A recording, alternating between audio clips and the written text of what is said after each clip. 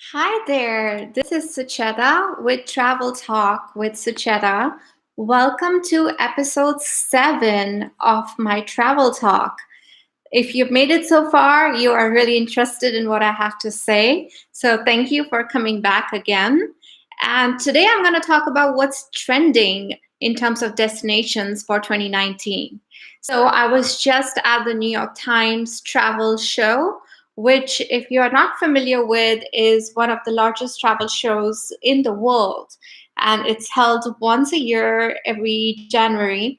And this was my fourth time attending and speaking at this travel show.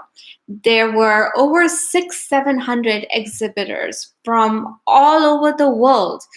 And these were countries from Mongolia to Antarctica, from cruises to airlines, and adventure travel, family travel, food travel, everything you can think of was there. So imagine how fun for somebody like me who is always looking for what's trending and what is the next destination that I'm planning to go to.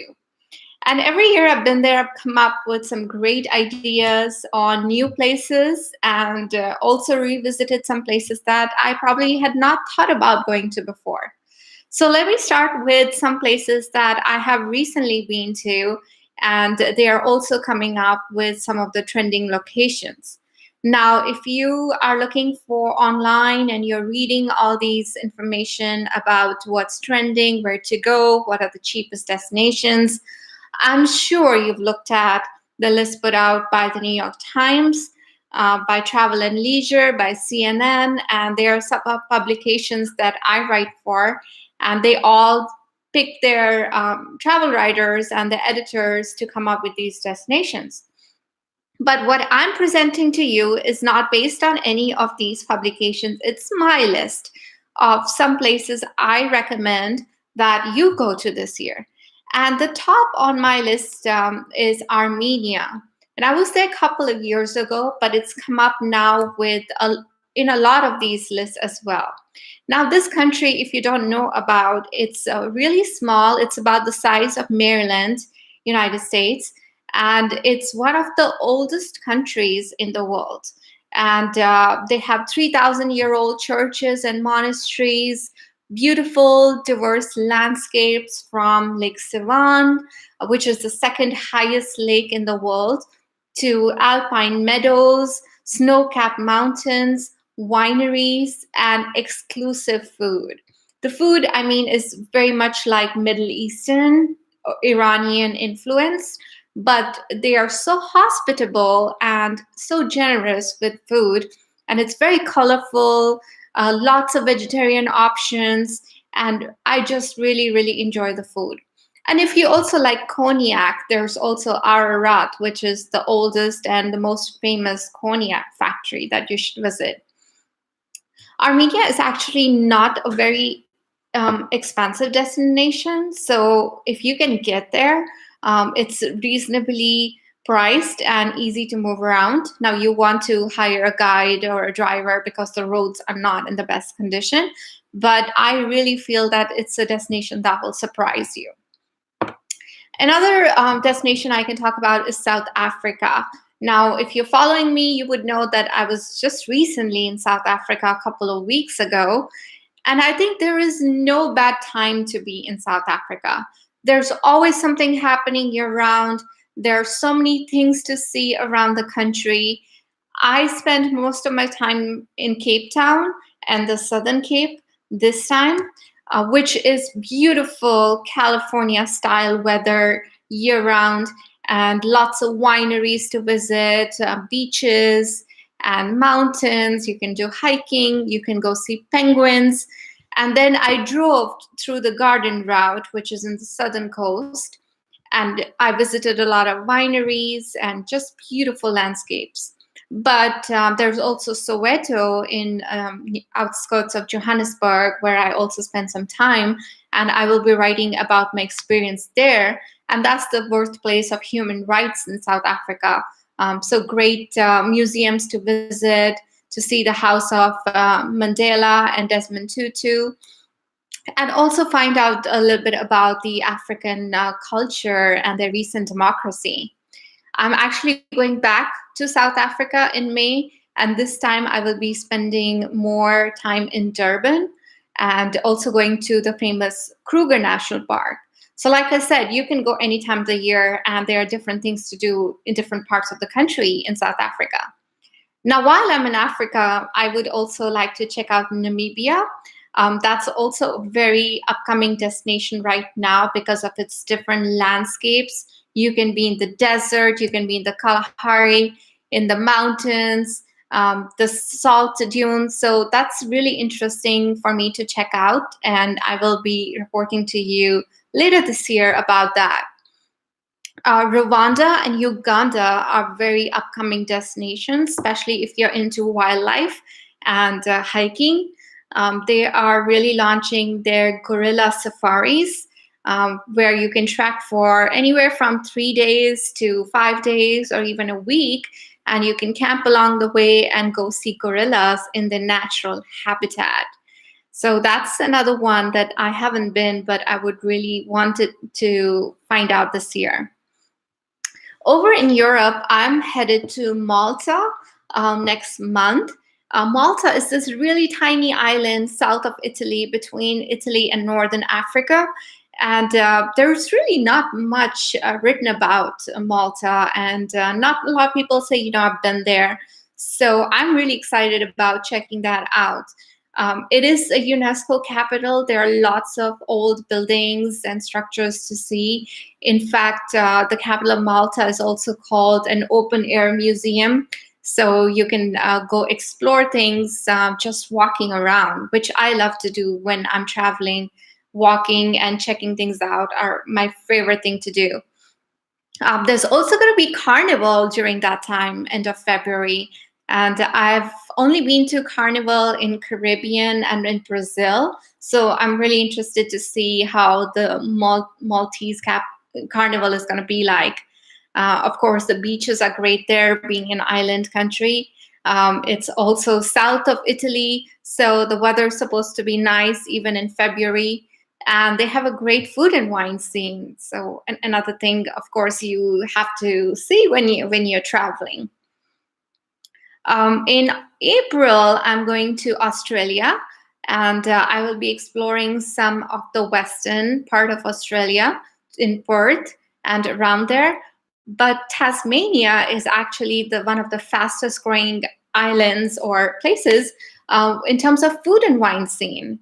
And of course, you may have heard of Tasmanian devils, the animals, which are found everywhere there. But it's also a remote island where you can really explore nature, be one with yourself. There are some areas where you can just be entirely by yourself, having the whole place, and somebody comes and cooks for you, and you can really disconnect from everything. But I'm really excited to see what they have going on in terms of food and wine in Tasmania. If you're into flowers, I really like to see flowers when I travel, and really places that have gardens and beautiful flower festivals. So, of course, everybody knows about the Cherry Blossom Festival that takes place in Japan, and also in Washington, D.C., if you're in the United States. But in Colombia, in Medellin, there is a festival in August, which is the Festival of Flowers. And these are actually farmers that grow these flowers. They make these arrangements, and then they have competitions on the arrangements. So I'm hoping to get there and explore that this year. There's another tulip festival in Holland, in Amsterdam. And obviously, you know about tulips in Amsterdam. I'm sure that's not some new information, but there are a couple of places that are really in bloom between end of March to end of May. And if you're just looking to go to Amsterdam and be in a field of tulips, this is the place to go. So this is the time to go and the place to go. So there are those gardens, and there you can also do some drives along the countryside and be in tulips as far as your eyes can see. Isn't that magical? If you in Romania, where I was this summer, I think that's a destination that has also been a little bit underlooked. Transylvania is just beautiful. There are these amazing castles and countryside, little towns with cobblestone streets, and you can walk around there. There's a lot of culture, good food, good wine, and a lot of events happening, theater and music. And a fraction of the cost of what you would pay in other most places in Europe. Also, a lot of Saxon villages. Maramuresh is one village that I stayed in the northern part of Romania, which was just amazing. And I would say go there in summertime. June, July is a really good time to be there because everything is green. There are wild flowers. There's weather is nice. People are outside. They're turning the hay in the farms. So it's really fun to be there. But if you're into Dracula and haunted things, then October is a good time to go to Romania. Obviously, Dracula himself was a fictional character. I'm sure you know that. But there's so much going on around Dracula castle and then all these haunted tours. I was recently in Ukraine this fall, and I think that's a destination that also has not been talked about a lot, but it's one of the cheapest destinations to go to in Europe. So if you want to get a flavor of Europe, but you don't want to spend a lot of money in Ukraine, hotels are very cheap. You can get a decent place in the city for $80 to $100. Food is very, very inexpensive. And there's still so much to do. There's a lot of natural beauty. There are really beautiful cities, old churches, a lot of culture. You can walk around and see people playing music, dancing. So I thought Ukraine was one of those places that also is not really talked about in the travel list, and it's not been written about a lot. But if you get a chance, definitely check it out. Another destination that surprised me this year, and I happened to meet the PR from Winnipeg, Canada. It's in the Manitoba state. I did not know much about it, but they have one of the largest human rights museums. And there's a whole set dedication to Mandela and some of the other human rights advocates of the world. It also has a big indigenous population, and they have their own channel. There's a festival that takes place in June, which is for the indigenous Indian population. And this is an upcoming cultural scene as well. Lots of museums, theaters, music venues, food. So that's a place it was not on my radar, but I may go check it out this year. Besides that, I'm also going to do a cruise, hopefully to Antarctica. That will be my last continent. So I've been to 6 continents and never had a chance to go to Antarctica. And it's been one of my goals to go to all 7 continents before I turn 40, which is going to be next year. So hopefully I get to go to Antarctica before that. If you want to go up north, so Alaska is something a place I haven't been to as well. And in Alaska, some of the tours that I recently found out about was not just doing a cruise or a land and sea adventure, but actually kayaking along with the bears. Yeah, that's a thing. Or seals and whales. So really getting up close with the animals. There's also a company that flies you into an area where you will spot bears, guaranteed. So I'm hoping to make it out there as well. And last but not the least, New Zealand. South Island in New Zealand is also a destination to add to your list if you haven't been there. I'm actually looking to take the direct flight that just started from Chicago to Auckland. So that's going to be a really long, but hopefully relaxing flight for me to do with so many international trips coming up this year. And Everybody knows about New Zealand's adventure. It's a very high energy, thrilling place.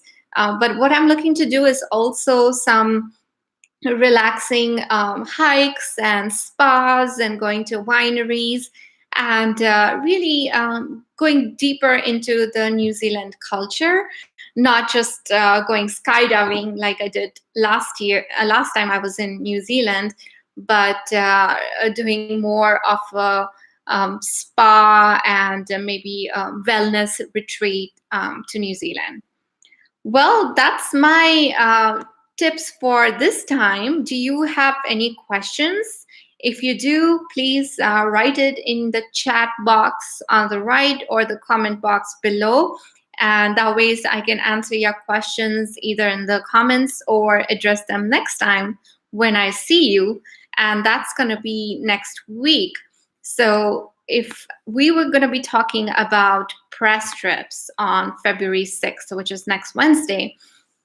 And if you don't know anything about press trips, you should come join me on YouTube Live and learn about it. And this is kind of how I travel for free, because a lot of people ask me, how do you do that? How do you get to go to like 10, 15 destinations a year?